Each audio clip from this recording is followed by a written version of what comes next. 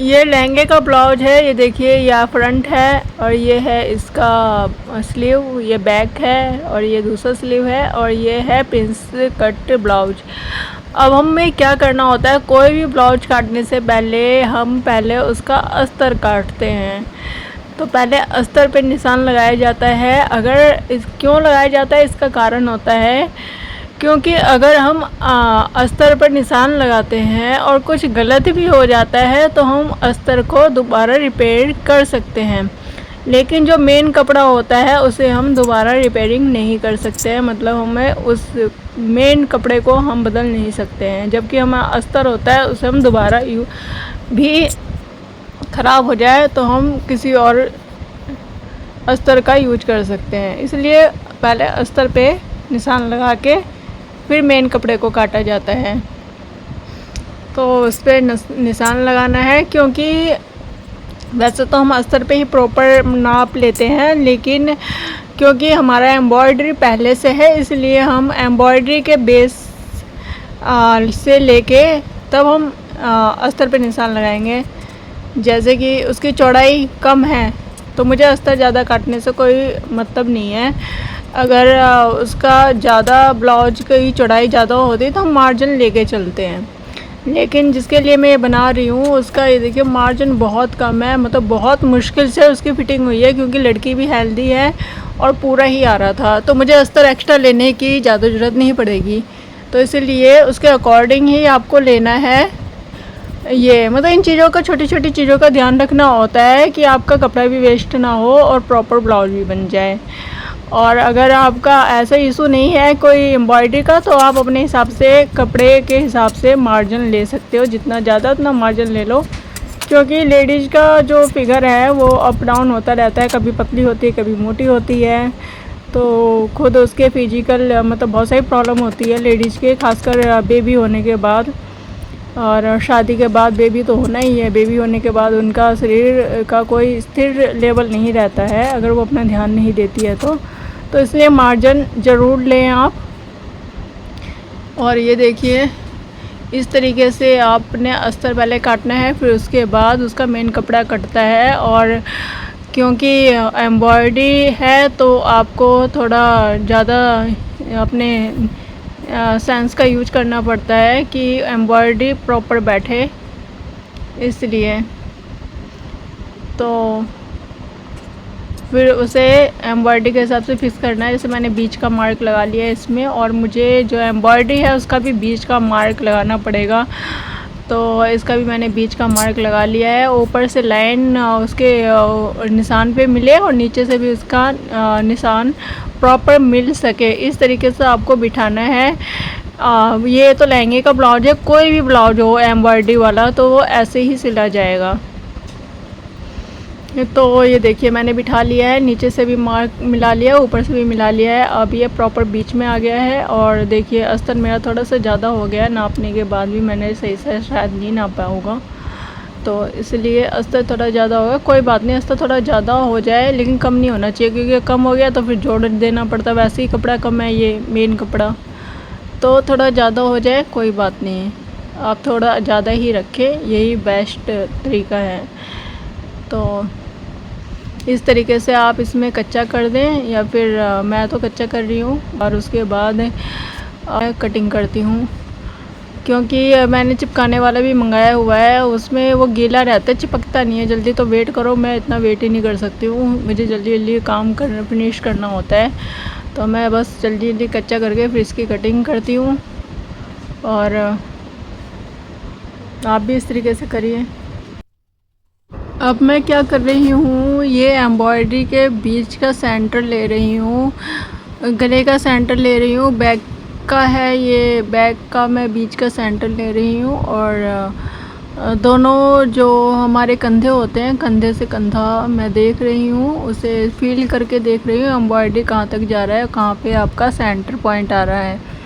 तो ये मेरा सेंटर पॉइंट आ गया है, ये गले का सेंटर पॉइंट आ गया है। और मैंने इसमें ऐसे करके निशान लगा दिया है मार्कर से, जो हमारा चौक होता है उससे। अब मैं नीचे का भी सेंटर लूँगी, जो हमारा एम्ब्रॉयडरी है वहाँ पे लास्ट एम्ब्रॉयडरी से लास्ट एम्ब्रॉयडरी मिटाएंगे और जो बीच का आएगा वहाँ पे हम निशान लगाएंगे, जैसे कि आप इस वीडियो में देख पा रहे हो। अब बैक में भी हमने ऐसे ही किया है, बीच का सेंटर ले लिया गले का भी और नीचे से भी ले लिया हमने एम्ब्रॉयडरी से मिला के, और हमने निशान लगा दिया है उसमें, और जो हमारा अस्तर है उसमें भी हमने नोचेस डाल दिए हैं बीच में। अभी सेंटर से सेंटर मिला के बस मैं उसे कच्चा कर लूँगी। और चाहे तो आप गला भी बना सकते हो, लेकिन मतलब सिर्फ अस्तर और मेन कपड़े को जोड़ के, लेकिन मैं उस तरीके से नहीं तैयार करती हूँ क्योंकि वो इतना मजबूत नहीं बनता है, मतलब उसमें उतनी मजबूती नहीं आती है। आप अलग से कपड़ा लगाते हो तो उसमें ज़्यादा मजबूती आती है, वो ज़्यादा स्ट्रॉन्ग सा दिखता है, इसलिए मैं उसी तरीके से बनाती हूँ। वैसे आप उस तरीके से भी बना सकते हो। ये मैं इस पे रख के देख रही हूँ इसलिए, ताकि मुझे पता चल जाए मुझे कितना एक्स्ट्रा मार्जिन लेना है, क्योंकि एम्ब्रॉयडरी के हिसाब से लेना है वैसे तो, लेकिन क्योंकि मैंने पीछे का पहले फ्रंट का पहले काट लिया तो उसी के अकॉर्डिंग मैं ज़्यादा नहीं लेना है मुझे, इसलिए मैंने उस पर रख के देखा। अब ये प्रॉपर मैं इसे काट रही हूँ, जिस हिसाब से मैंने कच्चा किया था अस्तर जोड़ के उस हिसाब से काट रही हूँ। तो ये मैंने काट लिया, नीचे का नहीं काटा है क्योंकि नीचे मोड़ना पड़ेगा, एक्स्ट्रा कपड़ा बाद में कट जाएगा। तो फिर अब हम ऐसे करके बराबर रख के देख रहे हैं कहीं हमारा बिल्कुल प्रॉपर सही बैठा है कि नहीं बैठा है, और ये एक्स्ट्रा बैठा हुआ है तो हम इसे हटा देंगे कटिंग करके। और फिर हम इसका जो फिटिंग का जो प्लेट डालते हैं वो हम डालेंगे, और इसे हम डॉट भी कहते हैं और फिटिंग डॉट भी कहते हैं और फिटिंग प्लेट भी कहते हैं। तो वैसे तो 3 साढ़े 3 पे ही लगता है, वैसे इसका प्रॉपर जो नाप होता है वो डॉट टू डॉट होता है, जो हमारा निप्पल पॉइंट होता है उस निप्पल पॉइंट से दूसरे का निप्पल पॉइंट, तो हर किसी का अलग अलग आता है। वैसे ये अधिकतर नहीं लिया जाता है, ज़्यादातर लोगों का जो पतले लोग होते हैं 3 पे बैठ जाता है, थोड़ा हेल्दी लोग होते हैं उनका साढ़े 3 पे बैठता है।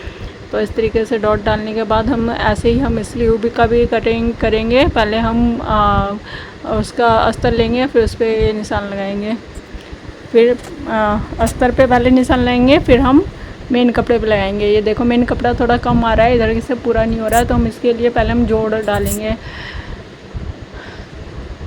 साइड से थोड़ा थोड़ा कम हो रहा है तो हम मेन कपड़े को बढ़ाएंगे। देखो कितना कम कपड़ा है, हमें बहुत सोच समझ के हमें इसी में से एडजस्ट करना पड़ता है। और आप लोग सोचते हो कि जोड़ लगाना हमारा मतलब हम नहीं चाहते जोड़ लगाना, क्योंकि हमें एक्स्ट्रा काम पड़ जाता है।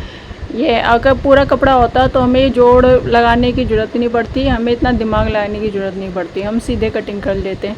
कई लोग सोचते हैं ये जोड़ लगा दिया, ये कर दिया, तो ये हमारी मजबूरी होती है, हमारा काम और बढ़ता है। तो आप ये ना सोचें कि कोई दर्जी मतलब जानबूझ के जोड़ लगाता है, बल्कि इससे हमारा काम और बढ़ जाता है। पहले तो ब्लाउज में इतना मार्जिन नहीं होता है, मैं तो एक छोटा से छोटा टुकड़ा नहीं फेंकती हूँ जब तक मेरा प्रॉपर तैयार ना हो जाए।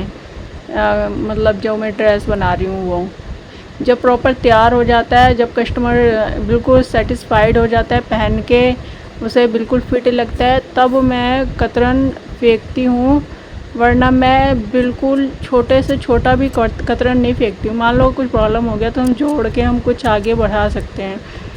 जैसे कि ये देखो स्लीव थोड़ी कम इधर साइड से कम है, तो जो भी थोड़ा बहुत भी कपड़ा है हम उसे जोड़ के लगा सकते हैं, क्योंकि कहीं से हमें ज़्यादा चाहिए कहीं से हमें कम चाहिए, हर कपड़ा फिट नहीं बैठता है। जैसे आपको दिख ही रहा होगा साइड से मैंने जोड़ लगा लिया है, अब मैं इसे कच्चा कर रही हूँ। तो जितने भी अस्तर वाले ड्रेस होते हैं, या आपका सूट हो या ब्लाउज हो, इस तरीके से ही बनता है। पहले उसका अस्तर काटा जाता है और फिर आपका मेन कपड़ा काटा जाता है। और अब मैं जा रही हूँ इसे सिलने, क्योंकि मेरा सारा काम फिनिश हो गया है। अब मैं पहले बनाऊँगी गला, और अगर आगे की वीडियो देखनी है तो आप दूसरी वीडियो देखिए कि स्टिचिंग कैसे होती है। अगर आपको थोड़ा सा भी वीडियो में कुछ सीखने को मिला है तो प्लीज़ लाइक और सब्सक्राइब ज़रूर करिए, ताकि मुझे आप लोगों का सपोर्ट मिले और मैं अपना यहाँ बनी रहूँ और मुझे भी काम सिखाने में और करने में अच्छा लगे। थैंक यू, आप मेरे साथ यहाँ तक बने रहे। आपका बहुत बहुत धन्यवाद।